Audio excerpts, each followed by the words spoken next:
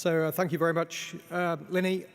It's a great honor to be given the opportunity to speak here today. Congratulations to Tom and the team for a fantastic event. And I'm really pleased to be delivering this address in my role as the Cybersecurity Ambassador for the UK, a role that involves me promoting the UK cybersecurity expertise internationally, facilitating new relationships, strengthening existing ones with close friends and allies, as well as supporting the growth of our cyber ecosystem back in the UK. Now, as Lenny said, last year my friend and colleague Kieran Martin, the Chief Executive Officer of the National Cybersecurity Centre in the UK, came and talked for the first time about the launch of the NCSC and about some of the new capabilities and approaches it's developing. So what I want to do today is give you a bit of an update on how we've been faring in the United Kingdom, a bit of an update on the work that we're doing, including the work we're doing in building our ecosystem within the country. It's great to be here in Washington again, and I should start by just reflecting on the partnership between the UK and the US. We, of course, have the closest of partnerships in areas from defense to trade, diplomacy, and security and intelligence, which is my own background.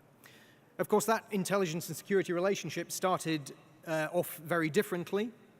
In 1775, Charles Dumas designed the first diplomatic cipher for the Continental Congress, and Benjamin Franklin used it to communicate with agents and ministers in Europe, presenting us with a bit of a challenge. And a colleague told me a story recently about how in 1782, my predecessors in the UK intercepted General Washington's plans to capture the son of King George III, our king, Prince William Henry, future King William IV of Britain, during his visit to New York. As a result of that interception, we took some action on the basis of that intelligence. Security for the visit was strengthened, and the threat was averted, a triumph for British intelligence. General Washington had apparently instructed that had the operation been successful, the young prince should suffer no insult or indignity. And William responded much later, many years later, when he was told about this plan, in the following way: "I'm obliged to General Washington for his humanity, but I'm damn glad I didn't give him an opportunity of exercising it towards me." So since then, our relationship, I think, has evolved and changed. Our joint work during the Second World War and beyond have made significant contribution to our mutual security. Our collaboration on intelligence and on information security in the years following has been vital.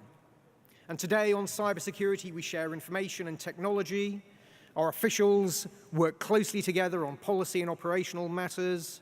Our law enforcement agencies work together on fighting cybercrime, including, for example, during WannaCry. Our academics and universities collaborate in research and development and in testing the next generation of cyber students at events like the second Cambridge to Cambridge Cybersecurity Challenge, run by MIT and Cambridge University.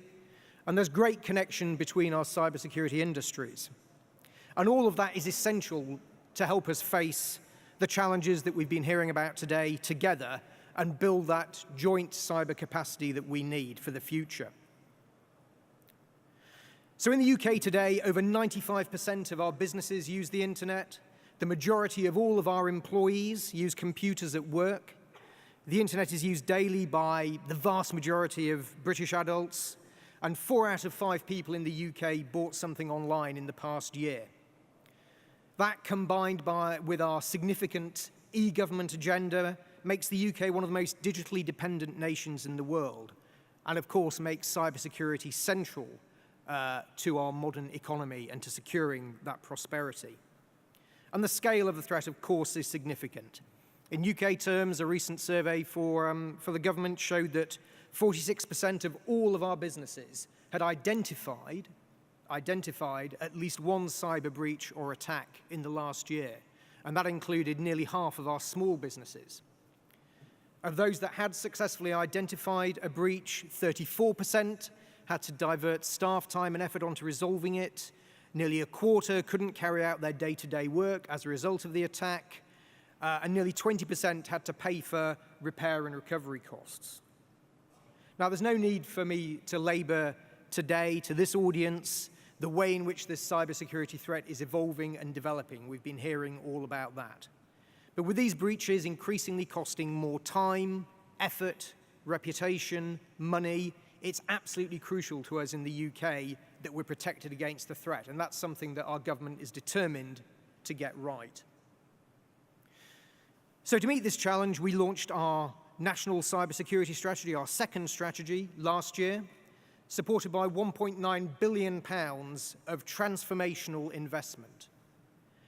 The strategy sets out ambitious policies to protect the UK in cyberspace. Our vision for 2021 is that the UK is secure and resilient to cyber threats, prosperous and confident in the digital world. And we've got three core pillars in our strategy: to defend our people, our businesses and assets across public and private sectors, to deter and disrupt our adversaries, whether they're states, criminals, hacktivists, to develop critical capabilities, to build skills, support growth, and stimulate science and technology in the field of cyber. And alongside this, we're committed to working internationally with all states to develop a common understanding of the benefits of a free, open, peaceful, and secure cyberspace. Building confidence and trust with all nations, maximizing the mutual advantages that cyberspace has to offer, whilst also enhancing our collective security.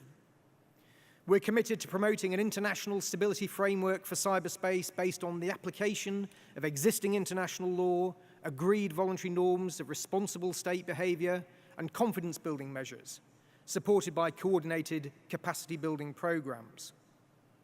And over the course of the last year, we've expanded our efforts to increase cyber resilience across the world. We've helped many countries improve their cybersecurity, reduce their own vulnerability, and by extension, reducing the threats to the UK and our allies.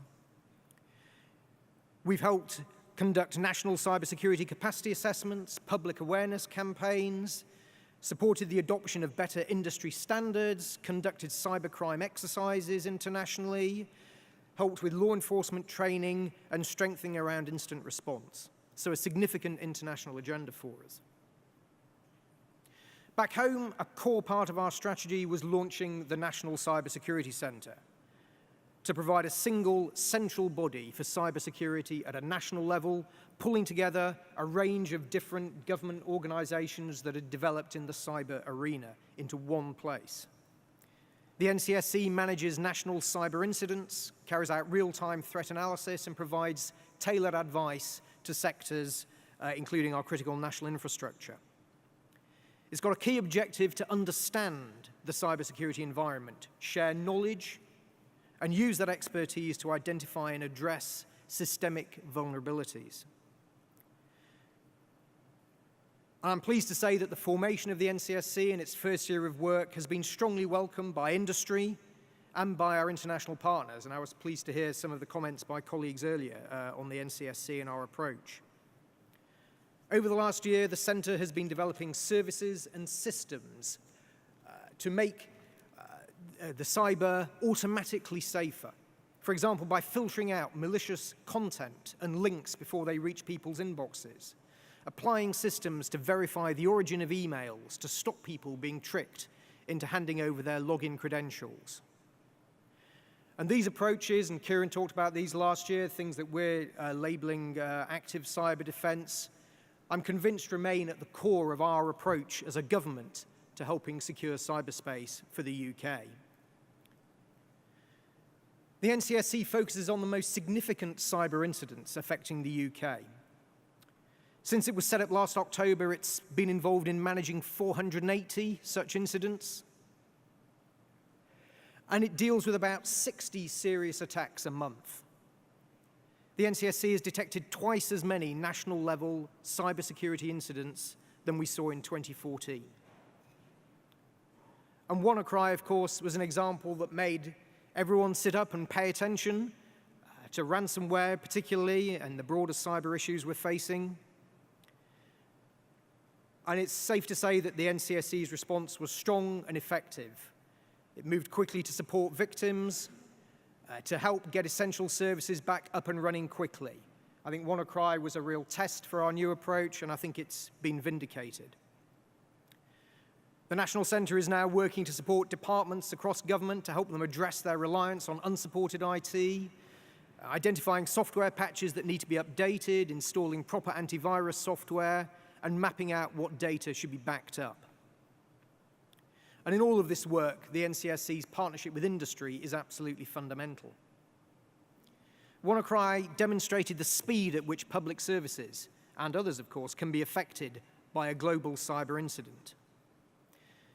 And so amongst our approaches, we're taking action to help incentivize the protection of our essential services and infrastructure. We've proposed new fines of up to £17 million, or 4% of global turnover, for poor cybersecurity as part of the Network and Information Systems Directive. And our forthcoming data protection bill, in the same vein, will mean organizations have to take greater care in protecting the personal data of citizens. So a significant agenda there. And this agenda is not just about detecting, defending, deterring cyber attacks. It's also about developing the cyber ecosystem in the UK. I think we already have a strong reputation for providing trusted cybersecurity solutions to organizations and governments around the world. We've got a thriving £22 billion cybersecurity sector made up of over 1,000 cybersecurity companies, offering advice, products and services from strategy consultancy, training, secure network infrastructure, data analytics, incident response and recovery. And I'm delighted that some of those companies are represented at this event today. And we want to build on this rich heritage and this current development to grow the UK cybersecurity sector and ensure that we've got the skills and expertise we need as a nation to thrive. The NCSC runs a variety of schemes to accredit different cyber products, from encryption solutions to incident response services, to help cybersecurity customers navigate the cyber marketplace and ensure that they can have confidence that they're working with high-quality UK providers. And we're also developing a pipeline of work to ensure that we have a strong ecosystem of British firms. We're developing interventions to move ideas into products, products into startups, startups into successful UK companies, and successful UK companies into world-class enterprises. So over the last year, we've established an innovation centre for cyber in Cheltenham, close to GCHQ, the parent of the National Cybersecurity Centre. And we're establishing a second cyber innovation centre in London. The Innovation Centre in Cheltenham opened in July with the launch of the GCHQ Cyber Accelerator Programme, and it's proving a great success. Over the next 3 years, we'll be investing around £14 million into the London Centre to develop a next generation of cybersecurity technology to help keep the nation safe. And these innovation centres will see government bringing together large firms, primes, hand in hand with innovative startups and industry experts to develop those new technologies that we'll need to protect ourselves. And again, the partnership between government, industry, and academia is fundamental. And this will help make sure the UK's entrepreneurs are creating the solutions the market needs and securing crucial investment. It'll give startups access to expert technical mentoring, business support, and advice to help them grow in the early stages. We're also providing an intensive bootcamp program to help startups at the early stage improve their knowledge and accelerate growth.